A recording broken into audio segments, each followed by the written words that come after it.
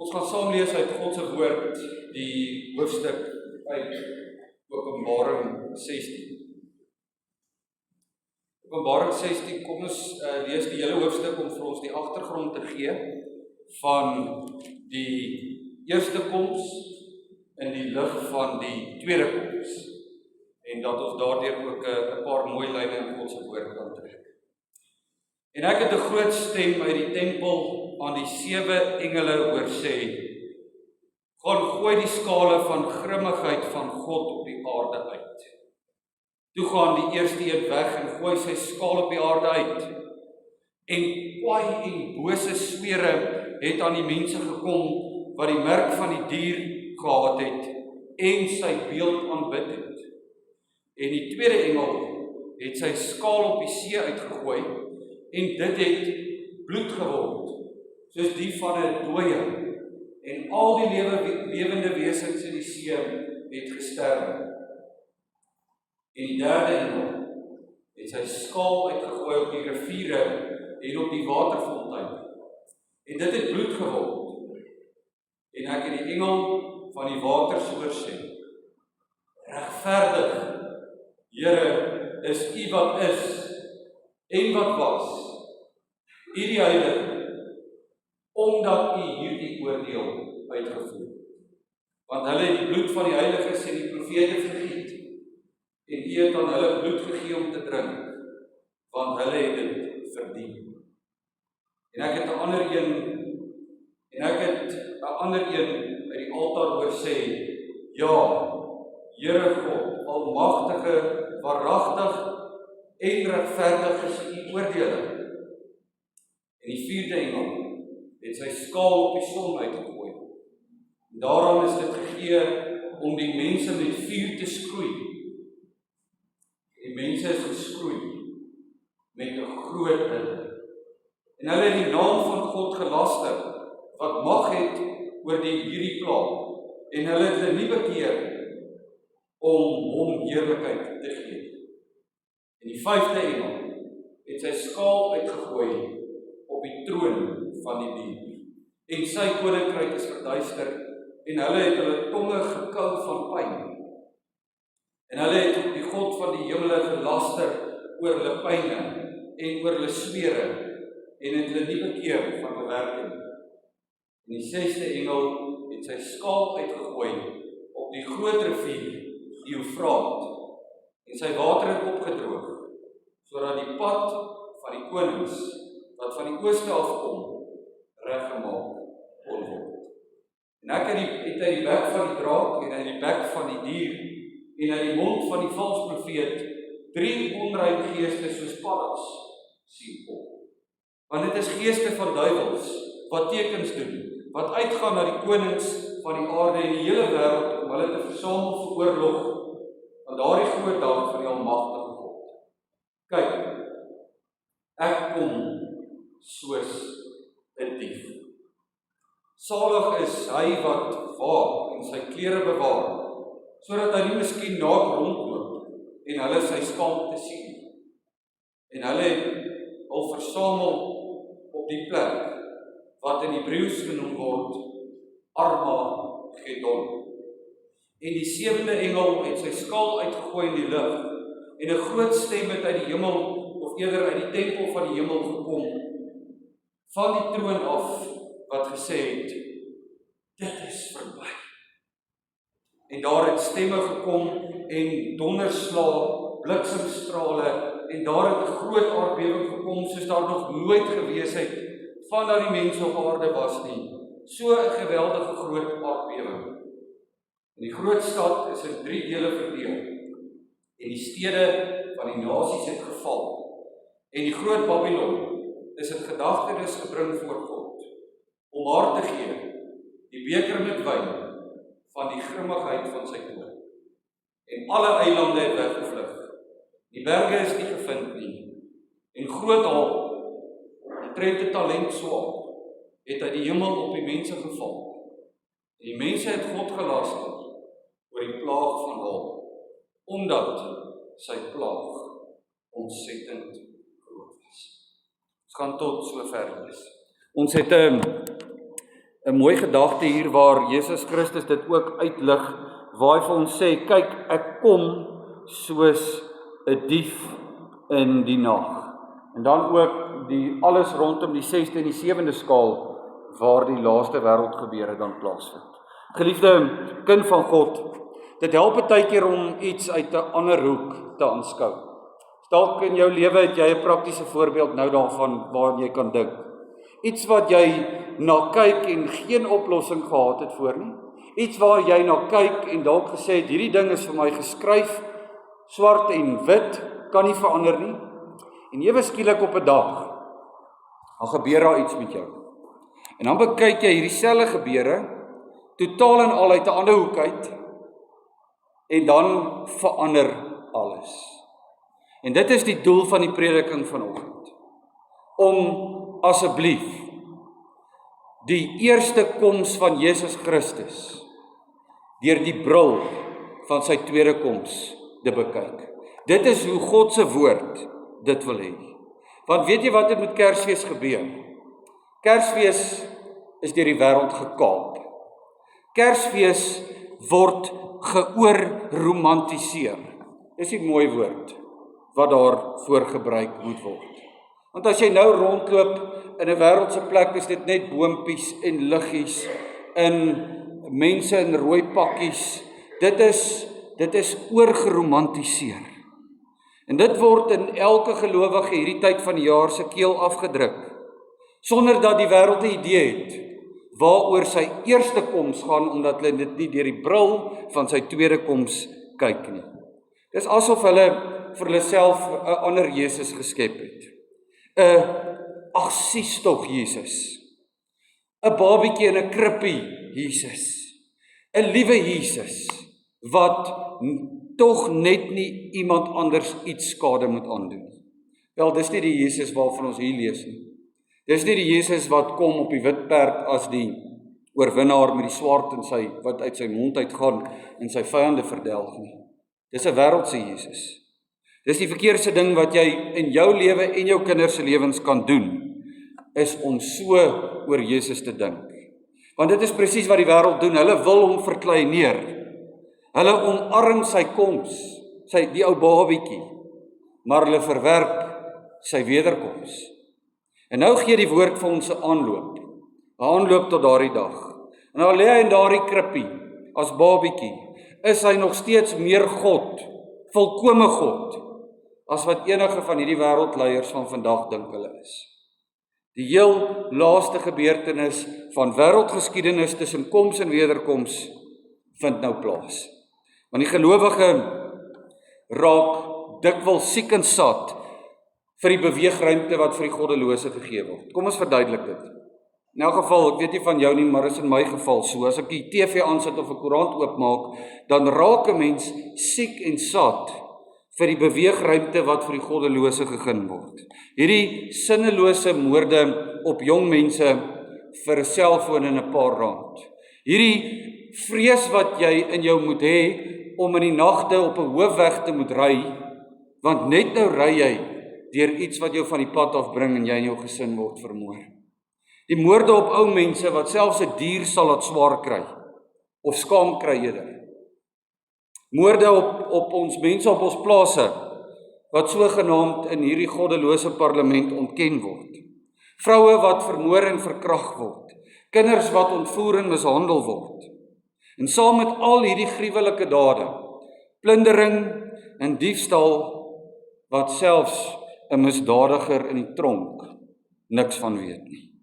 En die ergste van alles is, bykans elkeen van ons, direk of indirek, as ek nou in die gebou sou vra, wie van ons is nie al hierdeur geraak nie? Wie van ons is nie al deur die beweegruimte wat aan die goddelose tussenkoms en wederkoms gegee word, geraak nie? Elkeen van ons ken 'n familielid, of is dalk al self deur hierdie verskriklike trauma. Waarom is dit so? As God ons dan liefhet, waarom reken hy nie nou met hierdie demoonvervulde wesens af nie?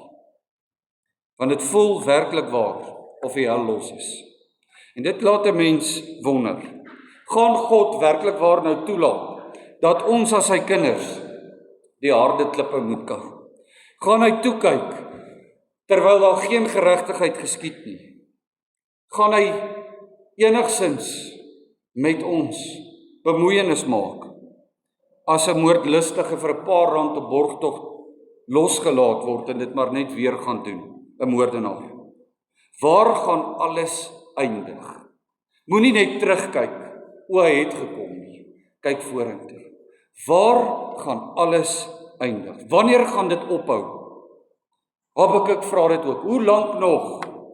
Die siele onder die altaar vra dit in Openbaring. Hoe lank nog? Die Heilige Gees gee vir ons die antwoord deur Johannes, hier in Openbaring 16. Wanneer die laaste 7, hierdie vertaling noem dit skale, dit is letterlik bakke. Daar staan 7 bakke in die hemelse kombuis. Wanneer hierdie 7 bakke vol geword het van God se oordeel. Daar's 'n mooi verwysing in die evangelies. Elke keer wanneer een van hierdie dinge plaasvind, is dit soos 'n druppel wat in die emmer van hierdie bakke drup, totdat dit vol word. En as dit vol geword het, dan kantel hierdie bakke oor die goddelose.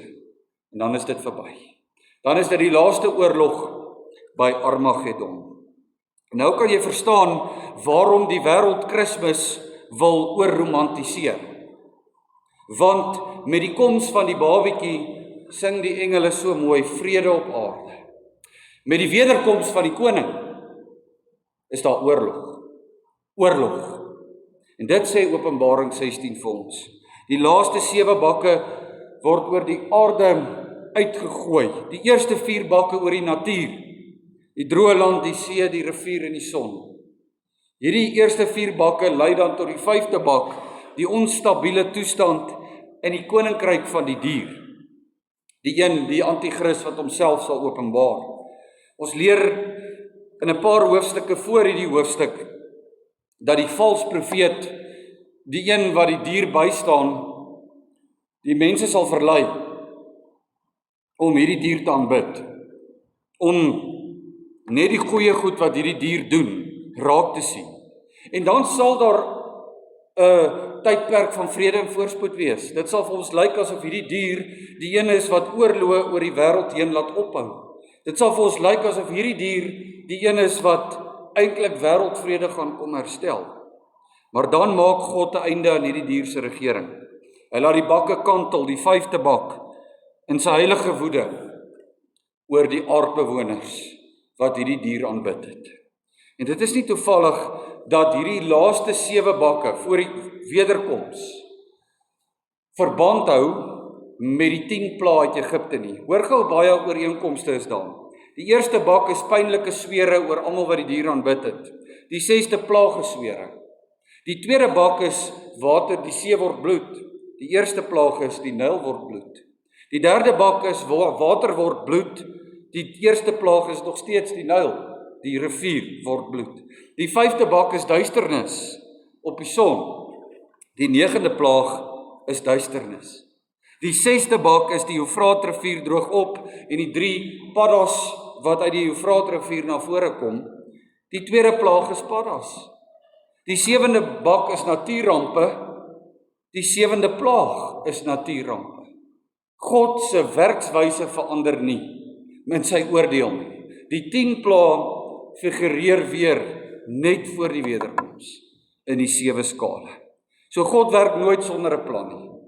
Die plaag wat hy eens gebruik het om sy Ou Testamentiese volk uit Egipte te verlos, is die plaag wat hy by Armageddon gebruik om sy Nuwe Testamentiese kerk te verlos.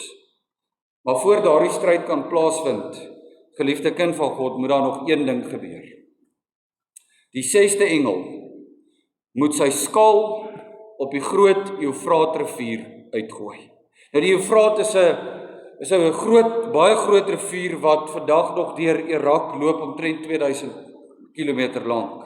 En weer eens neem Openbaring ons terug na die Ou Testament toe om dit te verstaan. As jy Openbaring wil verstaan, gaan lees eers die Ou Testament. Want die Eufraatrivier het 'n ontsaglike groot rol gespeel in die Ou Testamentiese grensbepalings. In die tyd van koning Dawid was die Eufraatrivier die oosgrens van Israel. En net aan die kant die Eufraatrivier was die groot wêreldmag Babylon. Die Eufraatrivier was dus die laaste beskermingslinie vir God se kinders hier op aarde. Maar nou lees ons dat die 6de engel sy bak op die aarde uitgooi en dat hierdie Eufraatrivier opdroog. Wat is die simboliek hiervan? Met ander woorde, voor die 6de bak is daar 'n duidelike grens tussen gelowig en ongelowig, tussen wêreld en gemeente. Maar nou, daardie laaste dae, dit is waarom daar ook gesê word, dit sal weer wees soos in die dae van Noag. Die grens tussen geloof en ongeloof word totaal en al opgehef. Dit is nie toevallig dat Babel juis weer die beeld is waarmee die nuwe anti-christelike sentrum wat tot stand gaan kom uitgewys word. Al hierdie Eufraatrivier, die hele Eufraatrivier, hierdie beskermende grens tussen kerk en wêreld, tussen geloof en ongeloof, soos ons op Geloftedag ook gehoor het. Dit het Vader in stand gehou tot vandag toe nog, want hy dink aan sy verbond.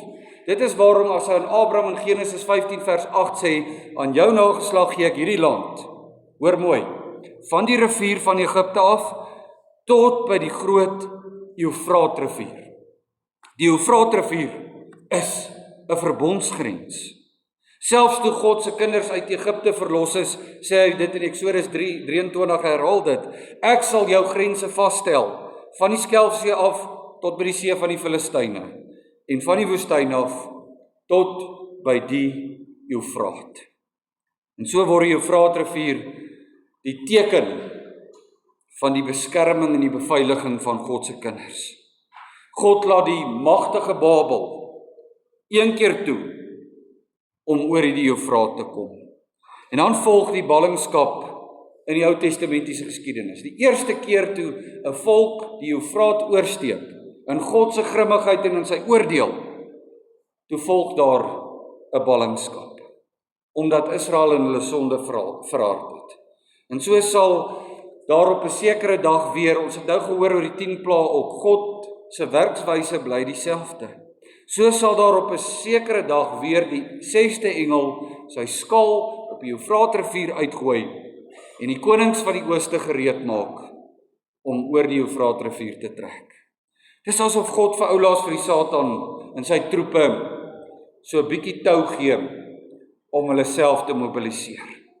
Op daardie dag staan die kerk, die gemeente, op 'n toenemende invloed van heidense godsdienste.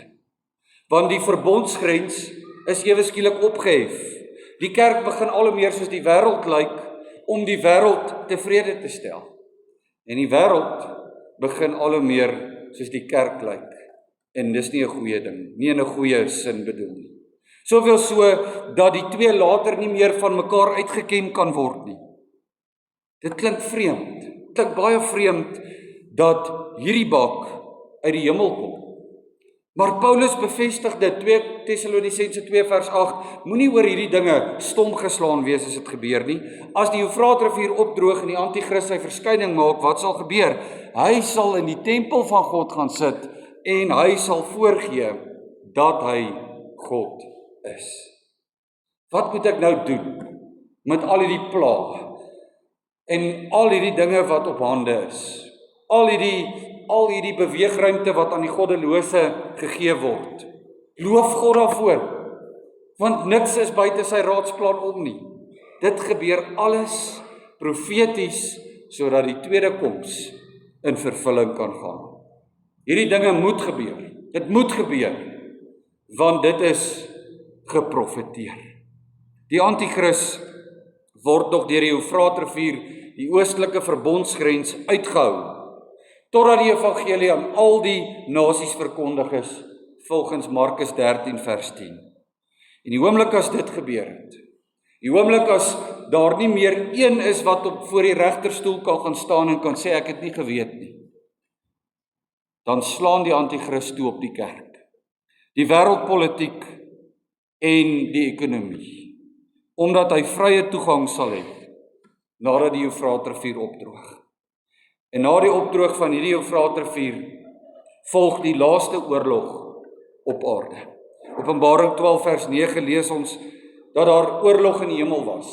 Die Satan is oorwin, hy is op die aarde neergegooi saam met sy demone. En dit is nou hier op aarde waar hy homself saam met die wêreldheersers vir een laaste keer, soos ons in Psalm 2 gesing het, een laaste keer gereed maak teen die veldslag, die laaste veldslag teen die Messias, die Jesus Christus wat weer sal kom. As die Eufraat opdroog, dan verskyn hierdie onheilige drieheid, die nabootsing van die drie-eenheid op die toneel. As dit Vader, Seun en Heilige Gees is, dan moet die Antichrist ook 'n onheilige drieheid hê, naamlik die Satan, die draak, die Satan wat dan die draak is volgens Openbaring 12, die dier wat dan die Antichrist is wat na vore sal kom volgens Openbaring 13, en die valse profeet, hierdie bose geeste wat uit die Eufraat sal opkom, hierdie paddas, Openbaring 13 vers 11. En uit hulle monde kom daar onrein geeste wat soos paddas lyk. God gebruik in die Ou Testament ook die leengees om bose konings te verlei. Keer op keer, 1 Konings 22, Jesegiel 14. Ons lees dat die konings van die wêreld deur hierdie onrein gees wat soos paddas lyk, in ontug sal lewe. Een na die ander, hulle alliansie met die groot Babylon, die wêreldmag, sal sluit. Omdat die Antichrist wat homself na vore gebring het, eerstens skyn sal lyk asof hy 'n enorme wêreldvrede tot stand sal bring. Hulle sal val vir die propaganda wat opgedis sal word teen gelowiges.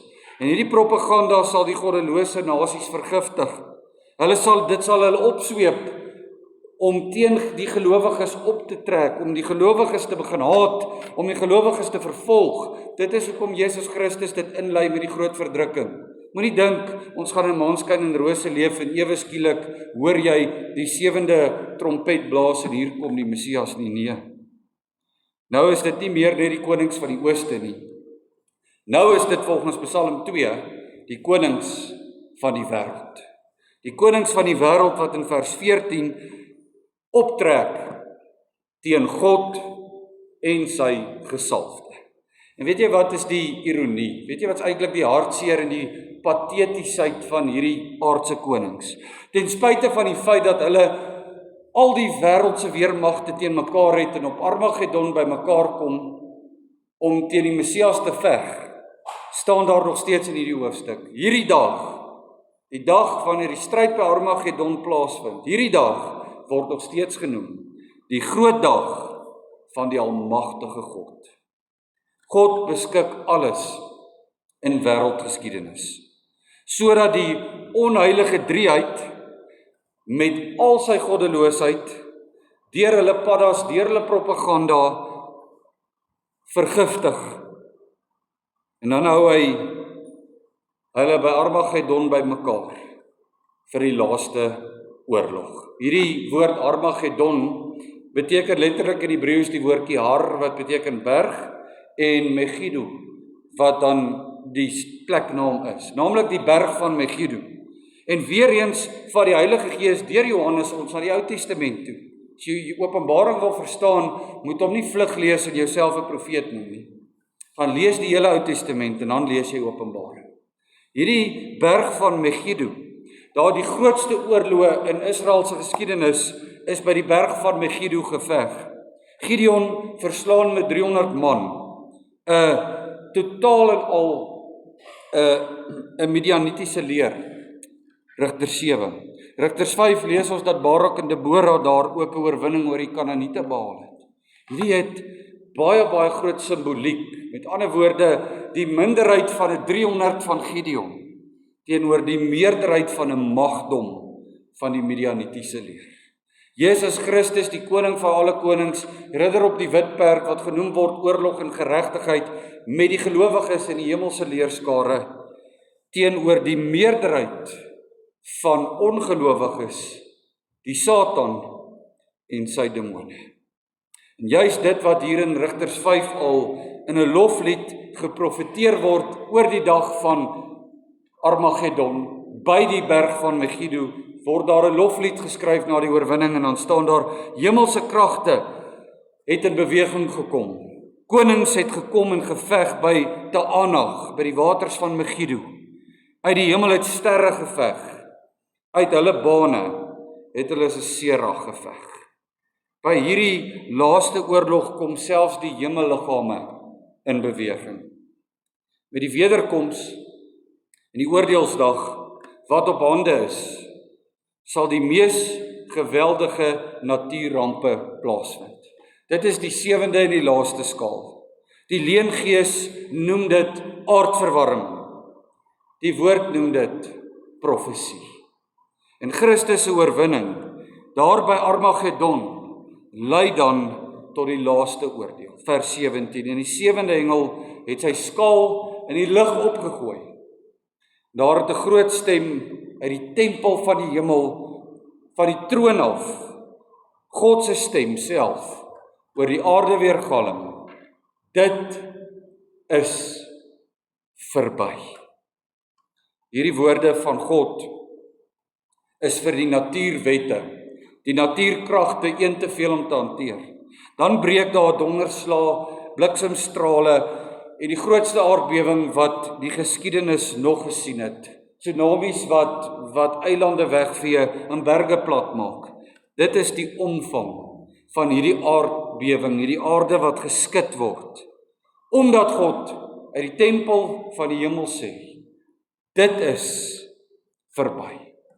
En dan krummel hierdie anti-kris se Babylon, hierdie wêreldryk wat hy tot stand gebring het, verkrummel in 3 dele.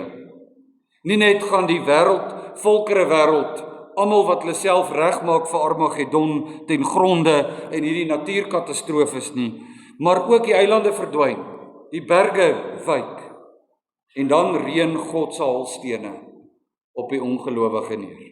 Nou ek het gaan kyk in 1986 is die grootste opgetekende holstorm in moderne geskiedenis in Bangladesh.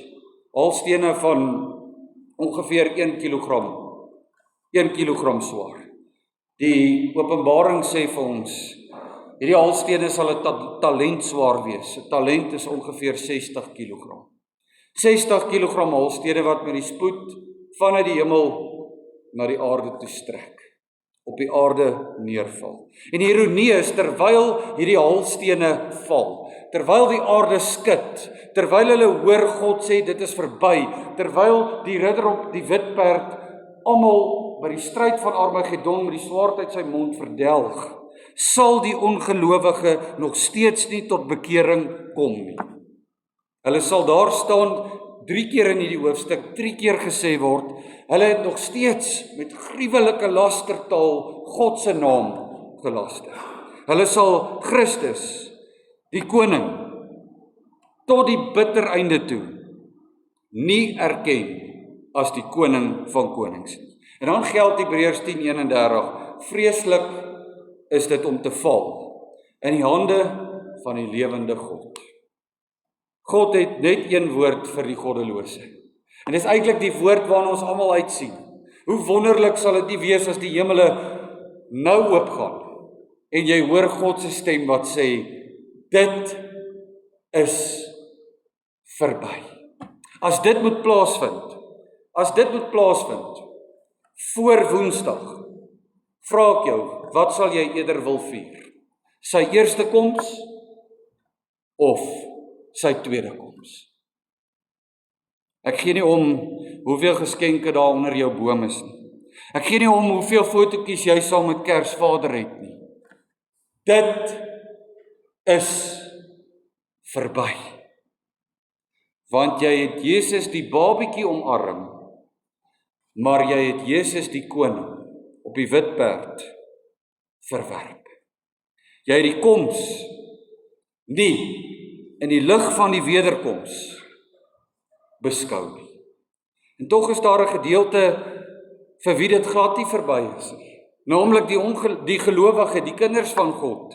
Want deur hierdie dinge gaan ons ewige verlossing tegemoet. Prys sy groot en heilige naam. Halleluja. Ons gaan ons ewige verlossing tegemoet. En daarom moet ons die beweegruimte wat vir die goddelose van nou af tot by die wederkoms gegee word, wat ook net al hoe meer gaan word, soos ons hier lees, moet ons sien binne hierdie hoofstuk, ons dit wat hulle gegee word om te moor, dit wat hulle gegee word om te plunder, om te steel, om te verkrag, dit moet ons alles binne konteks verstaan.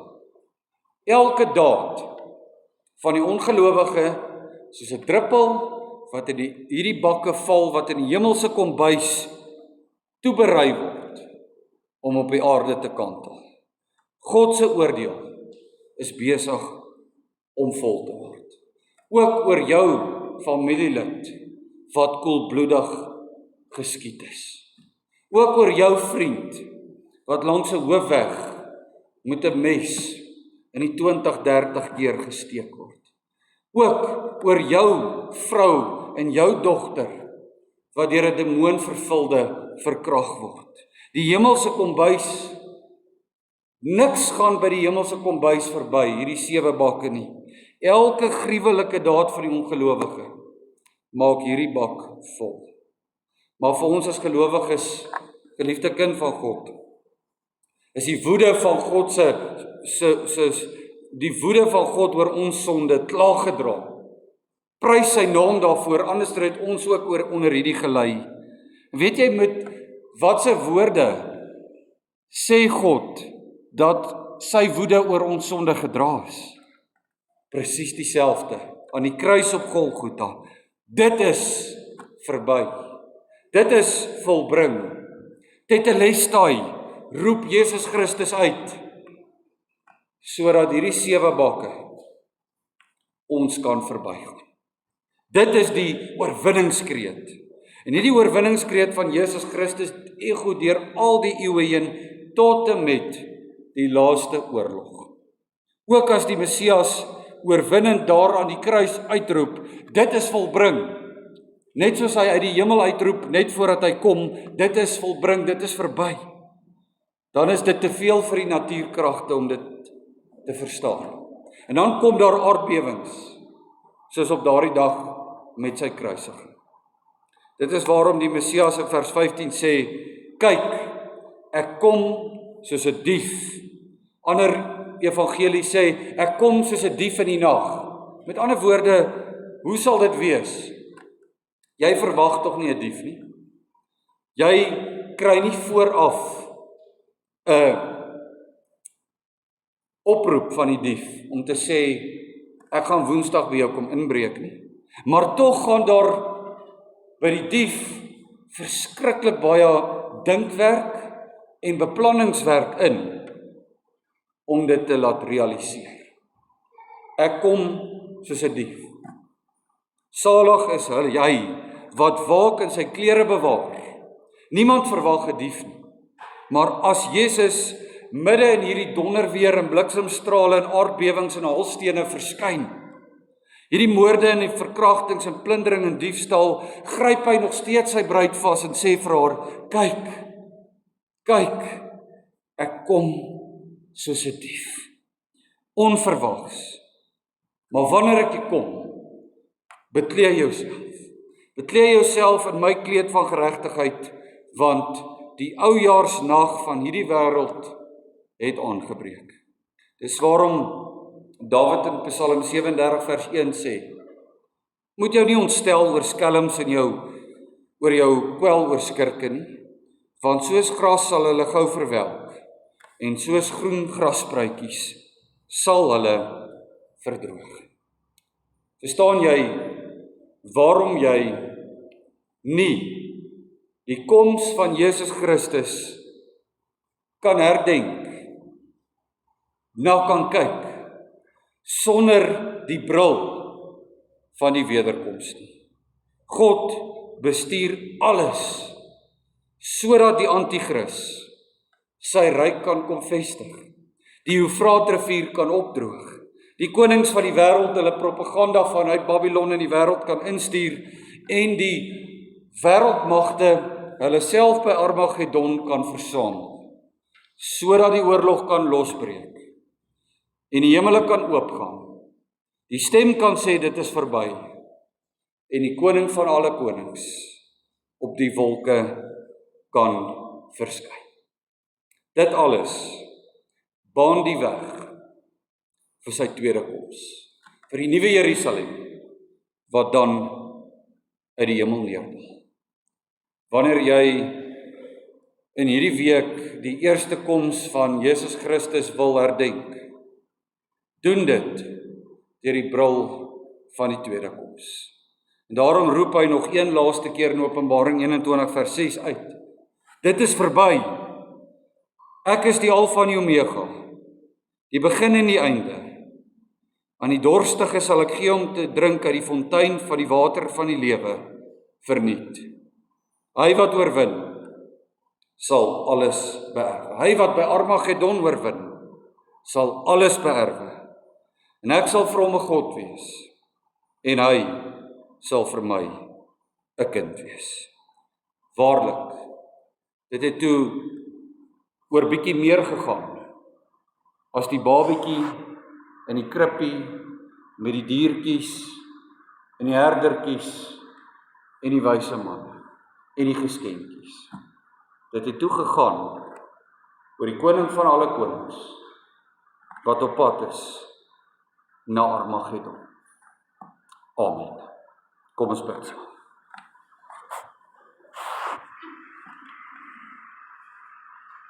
Vader in die hemel, dankie vir die diepte van die woord. En waar ons baie keer so graag en so maklik ingesuig word deur die oorromantisering van die wêreld van Kersfees. Behoed en bewaar ons daarvan. Gee dat ons altyd na Jesus Christus sy eerste koms sal kyk deur die bril van die tweede koms. Gee dat wanneer hy nie een keer vir ons op aarde sê, herdenk my geboortedag nie, ons elke keer wanneer ons nagmaal vier, sy dood, sy bittere dood gedenk, totdat hy kom. En dit is vir ons 'n groot genade, dat ons al hierdie dinge kan hoor, dis vir ons 'n enorme troos. Hoe kan dit ons troos? As die beweegruimte van die ongelowige verbreed word, na mate sy wederkoms naderkom. Hoe kan ons vertroos word as natuurelemente intensifiseer? Hoe kan ons vertroos word as wêreldkonings in vervolging teen die gelowige begin opstaan en ons begin doodmaak? Dit kan ons troos, want dit alles gebeur omdat U dit reeds in U woord geprofeteer het. En daarom kan ons nou, in hierdie week, nie net kyk na 'n babietjie in die krib nie, maar na 'n koning op die wit perd, wat op pad is na Armagedon. Jesus die Christus. Amen.